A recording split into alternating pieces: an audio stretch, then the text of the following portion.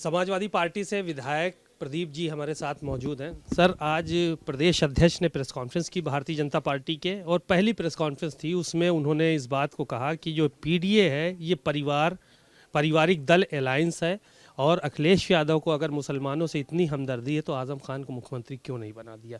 क्या कहेंगे आप उनके इस आरोप के बीच में?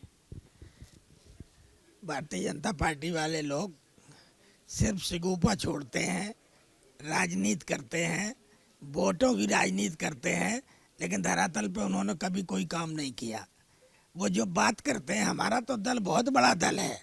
अकेले दम पे माननीय अखिलेश यादव जी ने यहाँ इन्हें उत्तर प्रदेश की वजह से लंगड़ी सरकार बना दिया केंद्र में।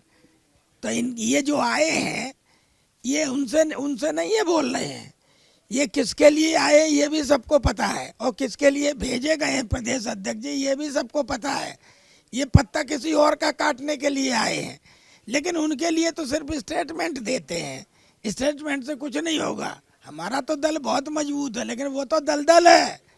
भारतीय जनता पार्टी तो बिल्कुल दलदल, उसमें तो कोई पता ही नहीं है कहाँ डूब जाएगा, कहाँ नहीं आदमी डूब जाएगा, किस जिम्मेदार नेता को कहाँ डुबो दें, हाशिए से गायब कर दें, ये कोई पता नहीं। और इससे बड़ा उदाहरण क्या होगा, धनगढ़ जैसे व्यक्ति जो देश का उपराष्ट्रपति हो उसका भी पता नहीं चला।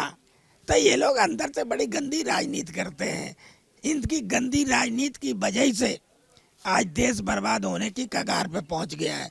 ये सिर्फ इसलिए बातें करते हैं कि लोग महंगाई पे चर्चा न करें, लोग बेरोजगारी पे चर्चा न करें, किसान पे चर्चा न करें, गरीब मजदूर पे चर्चा न करें, शिक्षा पे चर्चा न करें, स्वास्थ्य पे चर्चा न करें।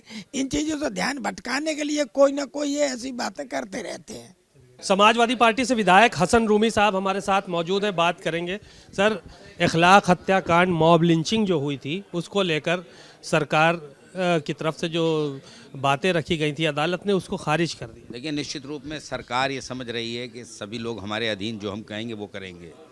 जिस तरीके से बहराइच में बहुत जल्दी 9 लोगों को उम्र कैद और 1 को फांसी की सज़ा सुना दी गई, और ये मॉब लिंचिंग बहुत पहले हुई थी, 8-9 साल हो गए, 10 साल के करीब हो गए। सरकार ने इनके आरोपियों को बरी करने के लिए अदालत में गुहार लगाई थी। अदालत ने इस बात को खारिज कर दिया। हम स्वागत करते हैं इस फैसले का, और संविधान को जिंदा रखने वालों की जिंदाबाद, और संविधान पर यकीन रखने वालों का भरोसा और मजबूत हुआ। तो ये सरकार हमेशा वोट को पोलराइज करने वाले जो भी फैसले होंगे उस पर अपनी दखलंदाजी करती है, और समय समय पर सरकार को जब संवैधानिक पद पे ईमानदारी से काम करने वाला व्यक्ति सामने टकरा जाता है तो विफलता मिलती है। वही उसी का एक ये रेफरेंस है। कुलदीप सिंह सेंगर को लेकिन जो है वो अदालत ने ये कह के छोड़ दिया, उनकी सज़ा माफ़ की है कुछ शर्तों के साथ। इसको क्या कहेंगे? देखिए, अभी मैंने इनका फ़ैसला पूरा नहीं पढ़ा है, लेकिन अगर कुलदीप सिंह सेंगर को अदालत के में दखलंदाजी करके सरकार ने कोई अपना फ़ैसला या अपना रेफरेंस दिया, अपनी निवेदन किया, उस पर किन कंडीशन पे क्या किया है बहुत ज़्यादा मैंने स्टडी नहीं की है। लेकिन जब अदालत किसी को सज़ा दे देती है तो अदालत ही उसकी सज़ा को ख़त्म करती है। जो कानून की बात है वो मुझे मालूम है, और चूँकि कुलदीप सिंह को अदालत ने सज़ा सुनाई है, अदालती को माफ़ करने का अधिकार है। अब सरकार ने किस अधिकार से, बिना किसी बिल के, बिना किसी विधेयक के, किसी को, मुझे मेरी जानकारी में ये मुद्दा नहीं है। नहीं, ये अदालत ने ही किया है, ऊपरी अदालत ने। हाँ, तो ऊपरी अदालत को देखिए, किसी भी मुलजिम को ये न्यायिक अभिरक्षा को न्याय से न्याय हासिल करने का, अपने आवेदन का, चाहे वो ज़मानत के तौर पे हो चाहे सज़ा के तौर पे हो, उसका अधिकार है मुलजिम को। मुलजिम ने अगर कहीं किसी उच्च अदालत में, एपेक्स कोर्ट में कोई अपना प्रतिवेदन दिया और उसको उस अदालत ने स्वीकार किया, तो ये सरकार का निर्णय, वो उस अदालत का निर्णय है, उस मुलजिम का अधिकार है, उस अधिकार का उसने प्रयोग किया। इसमें मेरी कोई और ज़्यादा टिप्पणी नहीं है। एक सवाल ये है कि मदरसों को लेकर जो 2016 में एक विधेयक आया था उसको सरकार ने वापस ले लिया, और नए सिरे से अब नए विधेयक पर जो है वो चर्चा होगी और उस पर बात होगी। देखिए, सरकार जब से उत्तर प्रदेश में भारतीय जनता पार्टी की वजूद में आई है, हर उस काम को, जिस काम को अल्पसंख्यक पीडीए के लोगों की जनहितकारी योजना समाजवादी पार्टी की सरकार के दौरान धरातल पर लाई गई, उसको इन लोग अध्यादेश के माध्यम से उसको निरस्त करने के काम में लगे हुए। उसी तरीके से 2016 के जो हमारे विधेयक थे, हमारी अधिसूचना थी, उसको इन लोगों ने निरस्त किया।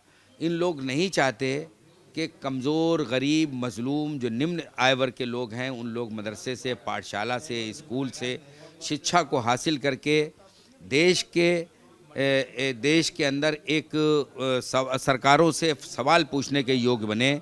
चूँकि सरकारों की जनविरोधी नीतियों को जब कोई जानकारी जनता को होगी, जब तालीम होगी, तभी तो पूछेगा वो। इन लोग मदरसे को ये समझते हैं कि मदरसा केवल अल्पसंख्यकों मुसलमानों के लिए है, तो ये इनकी भूल है। इस मदरसे में हर वर्ग के लोग समय समय पर पढ़े हैं। जाने कितने प्रधानमंत्री पद पे रहे लोग पढ़े हैं, और वो बहुसंख्यक रहे। अल्पसंख्यक, बहुसंख्यक सब लोग इसमें पढ़े हैं और समय समय पर अपनी पढ़ाई को उन्होंने आगे बढ़ाया। बुनियादी पढ़ाई अच्छी थी। चूँकि उत्तर प्रदेश में भारतीय जनता पार्टी की सरकार ने उर्दू, अरबी को बहुत कमज़ोर करने के हमेशा प्रयास किए। वो कहते हैं ना कि जब किसी कौम को मारो तो पहले उसकी ज़बान को मारो।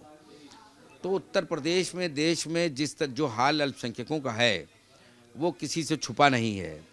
तो चूँकि मदरसों में कंपलसरी एजुकेशन अरबी और उर्दू होती है, यद्यपि साइंस, हिंदी, इंग्लिश, मैथ सब पढ़ाई जाती है, कंप्यूटर पढ़ाया जाता है। तो सरकार की जिम्मेदारी थी हर वर्ग के लोगों पे विश्वास बढ़ाने की। उनका नारा भी है, सबका साथ, सबका विकास, सबका विश्वास। तो ये नारा तो हमेशा समय समय पर झूठा साबित हुआ है। ये अल्पसंख्यकों का और पीडीए का विश्वास को कमज़ोर कर रहे हैं, और इस विश्वास को जब ये कमज़ोर करेंगे तो ये विश्वास कहीं ना कहीं आदरणीय अखिलेश यादव जी को मजबूत करेगा। और जब 27 में वो पीडीए के मुख्यमंत्री महानायक बनेंगे तो जितने इनके जन विरोधी फैसले और बिलों को, अध्यादेश को निरस्त किया, वो सारे मॉडिफाइड होकर जो हमारी पार्टी के प्लानर हैं, जो हमारी पार्टी के नेता अखिलेश यादव जी हैं, उन्होंने अपने ब्लूप्रिंट तैयार कर रखे हैं कि 27 के आने के तुरंत बाद चाहे महिलाओं को 40,000 रुपये तुरंत देने का फैसला हो, चाहे महिलाओं को 40,000 रुपये के साथ साथ और तमाम ऐसे उपेक्षित लोगों को, जिन लोगों की उपेक्षा से लगातार भारतीय जनता पार्टी की सरकार कर रही है, दरअसल वो SC, ST, OBC हैं, चाहे रिजर्वेशन की बात हो, चाहे उनके रोज़गार की बात हो, सब चीज़ों पर हमारी पैनी नज़र है। और उत्तर प्रदेश में 2027 में सरकार बनते ही भारतीय जनता पार्टी की जितनी जन विरोधी फैसले हैं उन सबको हम लोग भी बिल लाकर उसको समाप्त कर देंगे। चलिए, शुक्रिया बहुत बहुत। हसन रूमी साहब को आपने सुना। मदरसों को लेकर साफ तौर पर उन्होंने कहा कि सरकार ने जो फैसला वापस लिया, अगर हमारी सरकार बनेगी तो हम लोग फिर से ये अध्यादेश लाएंगे और उसी तरह से नियम काम करेंगे। कैमरामैन मेहदी हसन के साथ सीमा नकवी, भारत समाचार, लखनऊ।